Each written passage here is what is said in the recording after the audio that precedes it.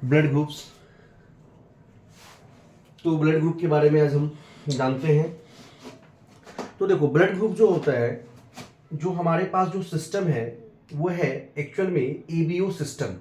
Okay, ABO system, ABO है ना, और आरएच, एबीओ और आरएच। इसके अलावा भी बहुत सिस्टम है, एमएनएस है, डफी है, किड्स है, और एक स्पेशल और भी आप लोग को जानना है, Bombay blood group, Bombay blood group है ना, बॉम्बे ब्लड ग्रुप। तो एबीओ और आरएच, ये जो टोटल जो हमारा जो मेडिसिन जो हम ट्रांसफ्यूजन करते हैं है ना, ब्लड ट्रांसफ्यूज करते हैं, तो ये एबीओ सिस्टम पे ही बेस्ड है। हमारा जो ब्लड ग्रुप से वो एबीओ सिस्टम पे बेस्ड होता है। तो एबीओ जो ब्लड ग्रुप सिस्टम है वो दिया था कार्ल एंड लैंड स्टीनर ने। किन्होंने दिया था? पहला क्वेश्चन तो आपका यही हो गया, कार्ल लैंड स्टीनर। और आरएच जो दिया था वो कार्ल लैंड स्टीनर प्लस किसने दिया था? वीनर ने दिया था। ये दो साइंटिस्ट हैं, कार्ल लैंड स्टीनर और वीनर, जिन्होंने एबीओ और आरएच की डिस्कवरी की थी। एबीओ और आरएच। दूसरा इंपॉर्टेंट क्वेश्चन जो आता है कि ये जो एबीओ और आरएच है, ये एबीओ कौन से जीन पे प्रेजेंट है और आरएच कौन से जीन पे प्रेजेंट है, और बॉम्बे ब्लड ग्रुप कौन से जीन पे प्रेजेंट है, मतलब कौन से क्रोमोसोम नंबर पे प्रेजेंट है। तो एबीओ के बारे में, एबीओ जीन किस पे प्रेजेंट होता है? तो एबीओ जो है आपको क्रोमोसोम नंबर 9 पे प्रेजेंट होता है। किस पे होगा? क्रोमोसोम नंबर 9 पे प्रेजेंट होता है। और आरएच जो है क्रोमोसोम नंबर 1 पे प्रेजेंट है। और बॉम्बे ब्लड ग्रुप जो है क्रोमोसोम नंबर 19 पे प्रेजेंट होता है। तो यहां से भी आपको क्वेश्चंस एग्जाम में देखने को मिलता है कि ABO chromosome number 9, RH chromosome number 1 और बॉम्बे ब्लड ग्रुप जो है क्रोमोसोम नंबर 19। अगर हम बात करें एबीओ और आरएच में टोटल जो ब्लड ग्रुप्स के सिस्टम हो जाएंगे वो आपका हो जाएगा 8। टोटल कितने हो जाएंगे? 8 हो जाएंगे। कैसे? तो आपका देखिए, A positive, A negative, B positive, B negative, A B positive, A B negative, O positive और ओ नेगेटिव। तो टोटल कितने हो गए? 8। तो ये भी एक तरह का क्वेश्चन सी है, एग्जाम में पूछा जाता है।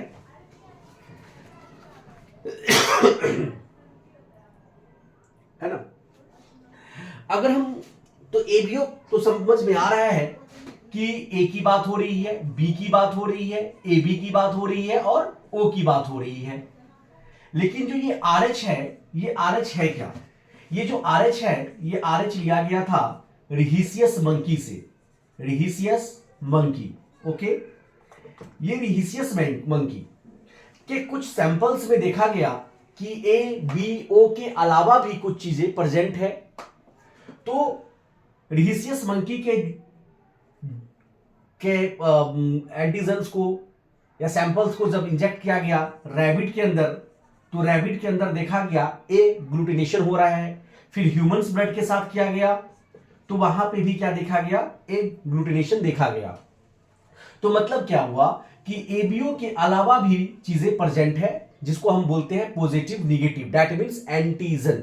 ओके, चलिए यहां तक क्लियर हो गया होगा। नेक्स्ट अगर हम बात करते हैं, अब ये एबीओ कैसे बनता है, कैसे हम ए कहते हैं, बी कहते हैं, ए बी कहते हैं। तो देखिए, इससे पहले हमें जानना पड़ेगा, एक छोटा सा टर्म है H substance. H substance, H substance को हम एच एंटीजन के नाम से भी जानते हैं। एच सब्सटेंस को हो या एच एंटीजन को हो। अब देखिए कि जैसे हमने कहा ब्लड ग्रुप ए, ये जो ए है इसके प्रिकॉर्सर्स है। ये जो एच एंटीजन बोलते हैं या एच सब्सटेंस बोलते हैं, ये होता क्या है? ये कार्बोहाइड्रेट होता है। एक्चुअल में क्या होता है? कार्बोहाइड्रेट होता है ना।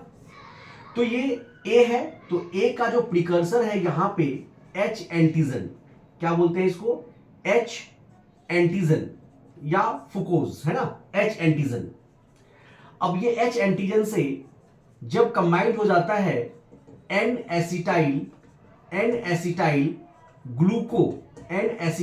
ग्लूकोसेमाइन, ठीक है, तो ये क्या बना, ब्लड ग्रुप ए बना। ओके, इसी प्रकार अगर हम बी की बात करें तो बी है, यहां पे क्या है, प्रीकर्सर क्या है आपका, एच एंटीजन है, और ये प्रीकर्सर जो एच एंटीजन है इसके साथ कंबाइंड क्या कर जाएगा, ये जो आपका कंबाइंड इसके साथ आपको कंबाइंड हो जाएगा ग्लैक्टोज, तो ये क्या बन गया, बी ब्लड ग्रुप बन गया। अब हमें ए बी है, तो ए बी के साथ क्या होगा, इसका भी अपना प्रीकर्सर होगा, एच एंटीजन होगा, और एच एंटीजन के साथ क्या होगा, एन एसिटाइल ग्लूकासेमाइन प्लस क्या होगा, ग्लैक्टोज होगा, तो ये क्या बन जाएगा, ए बी। तो ब्लड ग्रुप ए में एच एंटीजन प्रीकर्सर प्लस क्या, एन एसिटाइल ग्लूकासेमाइन, बी में H antigen plus galactose, A B में क्या हो गया, N acetyl galactosamine plus galactose, तो क्या बन गया, ए बी। लेकिन जो ओ है, आप जो बात करते हैं ओ ब्लड ग्रुप का, ओ के पास कोई एंटीजन नहीं होता, तो ओ जो है, ओ के पास कोई एंटीजन नहीं होता बट प्रीकर्सर होता है, मतलब ओ के पास क्या है, ये एच एंटीजन होगा, ओनली क्या होगा, एच एंटीजन, प्रीकर्सर से ही होगा, तो ये क्या हो गया, ओ ब्लड ग्रुप, क्योंकि ओ में कोई एंटीबॉडी एंटीजन होता नहीं है ना। तो हमने देखा ए बी ओ। इसी प्रकार जो हमने पढ़ा था बॉम्बे ब्लड ग्रुप क्या था, बॉम्बे ब्लड ग्रुप, तो बॉम्बे ब्लड ग्रुप का जो खोज किया था वाईएम बैंडे ने किया था, जो इंडियन डॉक्टर्स थे, है ना। तो बॉम्बे ब्लड ग्रुप में होता क्या है कि कोई भी एच एंटीजन प्रेजेंट नहीं होता, कोई भी एच एंटीजन, कोई भी प्रीकर्सर प्रेजेंट नहीं होता। तो यही आपका वीवीआई एक तरह से क्वेश्चंस है कि बॉम्बे ब्लड ग्रुप में क्या नहीं होता, तो एच एंटीजन नहीं होता।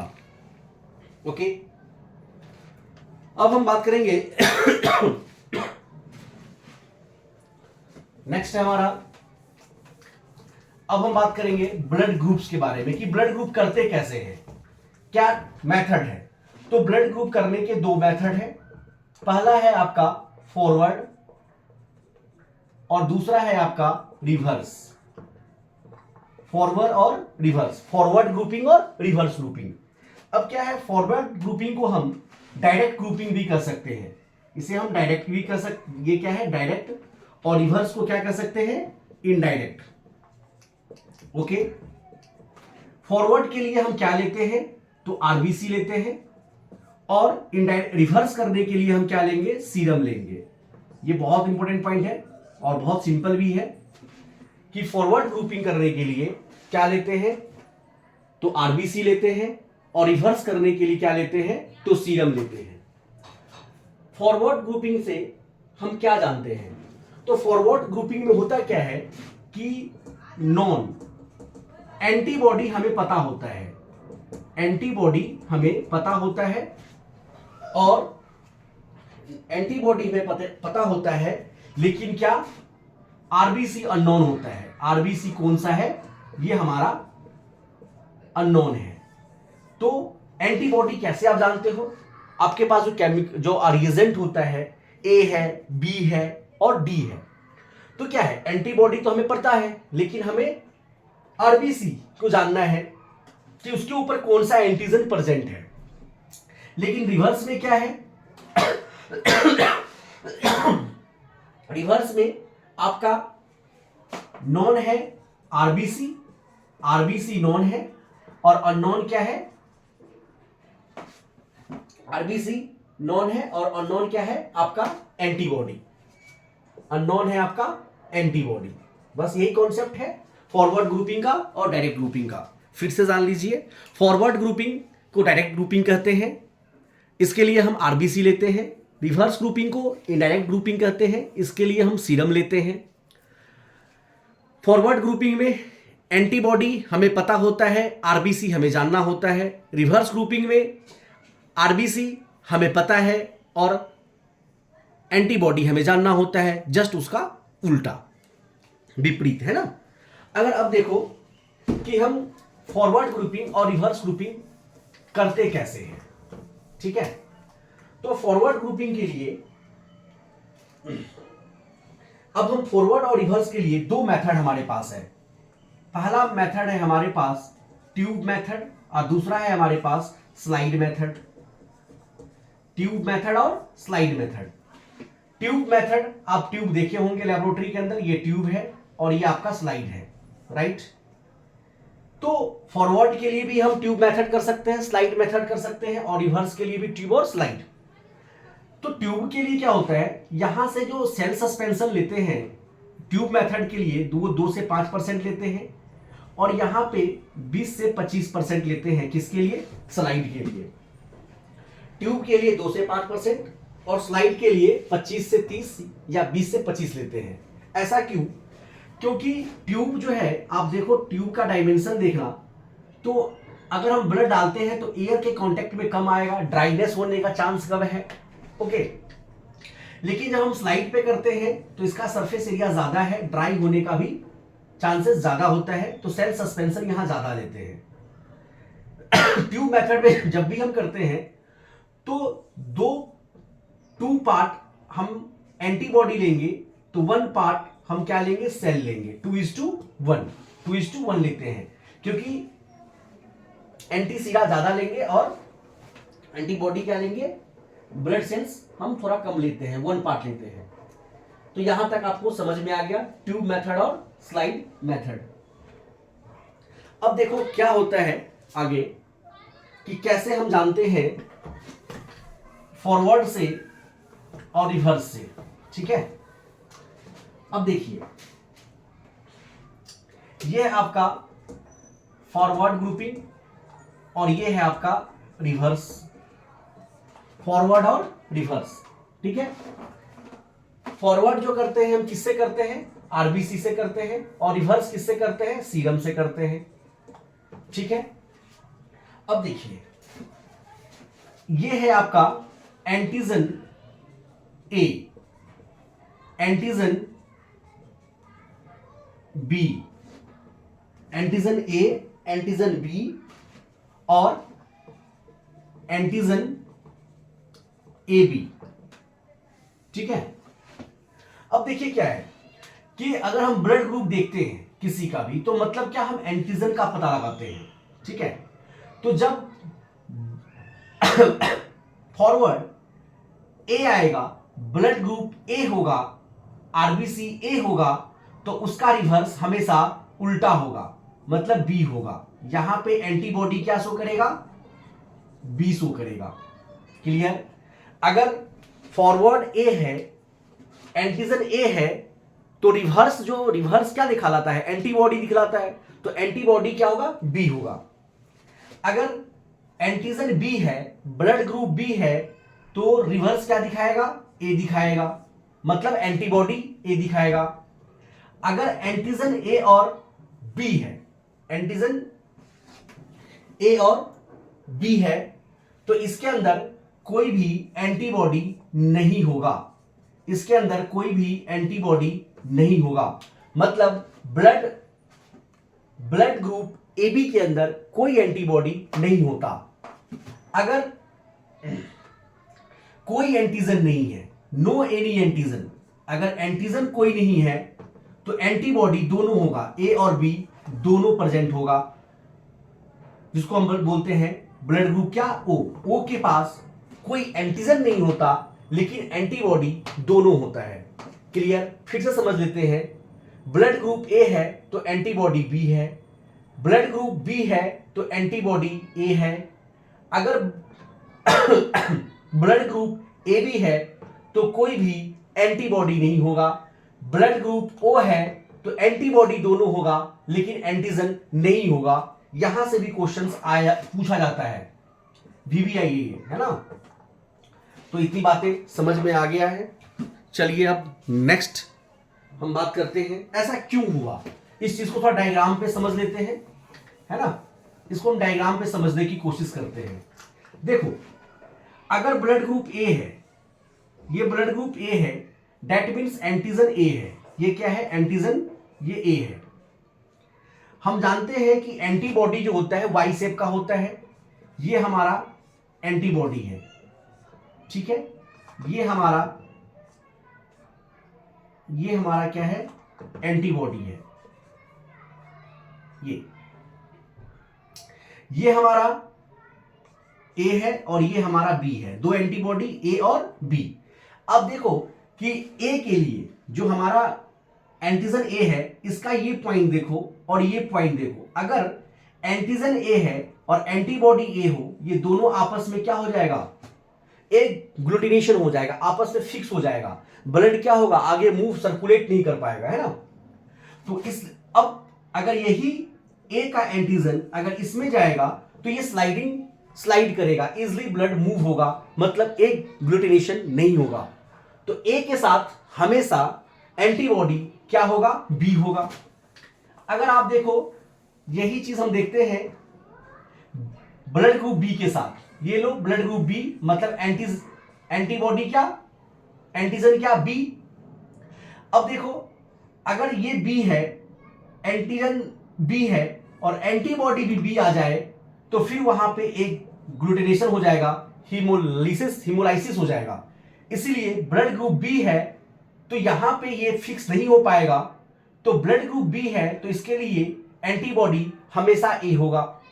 अब देखो कि ए बी है, ब्लड ग्रुप आपका ए बी है, तो ए का भी एंटीजन प्रेजेंट है और बी का भी एंटीजन प्रेजेंट है। ए भी प्रेजेंट है, बी भी प्रेजेंट है।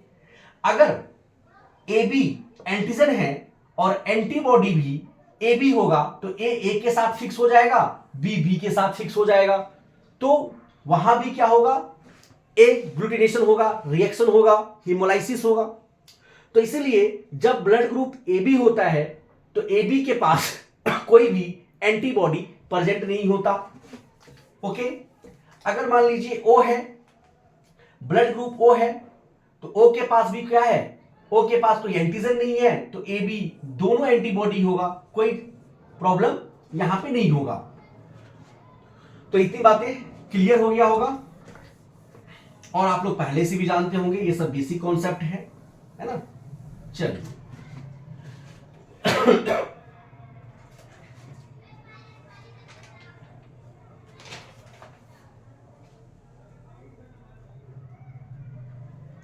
है ना। अब देखिए, जो एंटी सीरा होता है आपका, जो एंटीबॉडी होता है आपका, एक होता है ए, एक होता है बी, एक होता है डी। डी के अंदर कोई भी एंटीबॉडी नहीं है होता, है ना। डी के अंदर कोई भी वो एंटीबॉडी नहीं होता, है ना। ए है, ए जो है यूनिवर्सल, ये जहां भी वर्ल्ड में कहीं भी मिलेगा। अगर ए आप देखोगे, ए एंटी सीरा देखोगे तो आपका ग्रीन कलर का ही होता है, कलर आपने देखा होगा।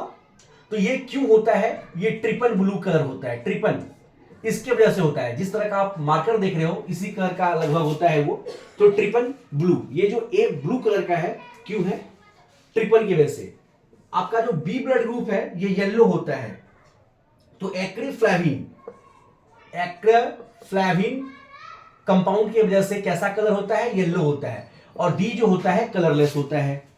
तो यहां से भी क्वेश्चन पूछ लिया जाता है कि ब्लड ग्रुप ए जो है ब्लू ही क्यों होता है, बी जो है येलो ही क्यों होता है। तो इसको भी आप लोग जरा याद ध्यान रखिएगा। अब देखिए, अगर ये आरबीसी है और इस आरबीसी पे अगर आरएच एंटीजन प्रेजेंट है, तो जैसे ही आप डी डालोगे, ये आपका आरबीसी है, आरबीसी के ऊपर आरएच प्रेजेंट है। जैसे ही डी एंटीजन डालोगे तो क्या हो जाएगा? ए ग्लूटिनेशन हो जाएगा। तो हम क्या कहते हैं? RH positive. अगर यहां आरबीसी पे अगर आरएच प्रेजेंट नहीं है, अगर आप डी डालोगे तो कोई रिएक्शन नहीं होगा, तो क्या बोलते हैं? आरएच निगेटिव, है ना। आरएच पॉजिटिव और आरएच निगेटिव, क्लियर। अब नेक्स्ट अगर हम बात करें कि ए का भी, जैसे ब्लड ग्रुप ए है, तो ब्लड ग्रुप ए का भी सब टाइप्स होते हैं। कैसे? तो जैसे आप देखिए कि ये अब मानिए एंटीजन ए है, मतलब ब्लड ग्रुप ए है, एंटीजन ए है, तो इसके भी दो सब टाइप्स होंगे, A1 और A2, A1 और A2। अब देखिए ये है आपका आरबीसी, अननोन आरबीसी है, हम अब आरबीसी है, मान लीजिए इसके ऊपर A1 प्रेजेंट है और हम एक केमिकल डालते हैं डोलिकोज बाइफ्लोवस, ये एक प्रकार का सीड होता है, डोलिकोज बाइफ्लेवर्स। तो अगर A प्रेजेंट है तो क्या होगा, A1 पॉजिटिव होगा, यहां पे एक ग्लूटिनेशन हो जाएगा। अगर एक ग्लूटिनेशन नहीं हुआ, अगर एक ग्लूटिनेशन नहीं हुआ तो क्या है, A2 है, सिंपल सी। तो ये आपका था ब्लड ग्रुप्स जो सिंपल है, यहीं से क्वेश्चंस पूछा जाता है ना। अब इसी के अंदर हम जब हम ब्लड ट्रांसफ्यूज करते हैं तो उससे ब्लड ट्रांसफ्यूज करने से पहले हमें आपस में जो डोनर्स है और जो रिसीवर है उसके ब्लड्स को क्या करते हैं, हम क्रॉस मैच लगाते हैं, कॉम्पेटिबिलिटी को चेक करते हैं, है ना। तो जैसे हम कहते हैं मेजर क्रॉस मैच और दूसरा होता है minor cross match. Major cross match हम करते हैं किसके लिए, पैक सेल्स के लिए, है ना। माइनर्स करते हैं हम एफएफपी के लिए और पीआरपी के लिए, क्रायो के लिए, है ना। ये सब आप लोग पहले से जानते होंगे। मेजर, पैक सेल, और मेजर का मतलब क्या, अगर इसमें रिएक्शंस भी अगर हुई, गलती हुई तो रिएक्शंस भी क्या होगा, मेजर होगा, है ना। तो मेजर क्रॉस मैच और minor cross match, minor cross match करते हैं एफएफपी के लिए जिसको बोलते हैं फ्रेश फ्रोजन प्लाज्मा। पीआरपी है आपका प्लेटलेट रिड्यूस्ड प्लाज्मा। क्रायो है, एसडीएपी होता है, एसडीएपी, है ना। तो ये सब किसके लिए करते हैं, ये माइनर क्रॉस मैच इसके लिए करते हैं, पीसी मेजर के लिए करते हैं। इसमें होता क्या है, मेजर क्रॉस मैच पे जो क्वेश्चंस पूछे जाते हैं वो एक पॉइंट से पूछा जाता है कि याद रखोगे तो आप उस क्वेश्चन को सही कर पाओगे। मेजर क्रॉस मैच में क्या लेते हैं, पेशेंट का सीरम लेते हैं, क्या लेते हैं, सीरम लेते हैं, और जो हम उनको ब्लड देंगे, जो ब्लड प्रोवाइड करेंगे, दैट मीन्स डोनर, जो हम ब्लड दे रहे हैं, जो ब्लड के साथ हम रिएक्शंस करवाएंगे, उसका हम क्या लेते हैं, सेल लेते हैं। क्या लेते हैं, सेल। मतलब मेजर क्रॉस मैच करने के लिए हमें पेशेंट का सीरम लेना होगा और जो डोनर्स है, जो हम बैग उसको देंगे, उसका हम सेल लेंगे और हम उसे रिएक्शंस करेंगे, है ना। इसके लिए जेल कार्ड मेथड आता है जिसको हम कुम्स मेथड बोलते हैं, है ना। तो कुम्स मेथड लगाते हैं, जैसे कि ये आपका कार्ड होता है इस तरह से, नीचे सेटल डाउन हो गया, दैट मीन्स अब निगेटिव है, अगर ऊपर चला गया तो वो पॉजिटिव है, 1+, 2+, 3+, अगर पॉजिटिव है तो हम ब्लड नहीं दे सकते, ट्रांसफ्यूज नहीं हो सकता। जैसे कोई किसी का ब्लड ग्रुप बी है और उसे हम बी ही दे रहे हैं, तो ऐसे बी को बी नहीं दे सकते, उसके लिए हमें मेजर क्रॉस मैच करना पड़ेगा कि जो हम ब्लड दे रहे हैं और जो पेशेंट का ब्लड है आपस में कोई रिएक्शंस तो नहीं कर रहा। दूसरी चीजें, पेशेंट के अंदर खुद के कोई एंटीबॉडी या एंटीजन आपस में रिएक्ट तो नहीं हो रहा, है ना। क्योंकि कई बार जो ऑटो इम्यून डिसऑर्डर होते हैं, जेनेटिकल डिजीज होते हैं, ऑटो इम्यून डिजीज होते हैं, उसमें आपको ऑटो पॉजिटिव दिखता है ना। लेकिन जब माइनर करते हैं तो इसमें क्या लेते हैं, आप सीरम लेते हैं, उल्टा कर देंगे, डोनर का सीरम लेंगे और पेशेंट का सेल लेंगे, है ना। तो ये है, और इस बहुत चीजें हैं। चलो आज के लिए बस इतना ही।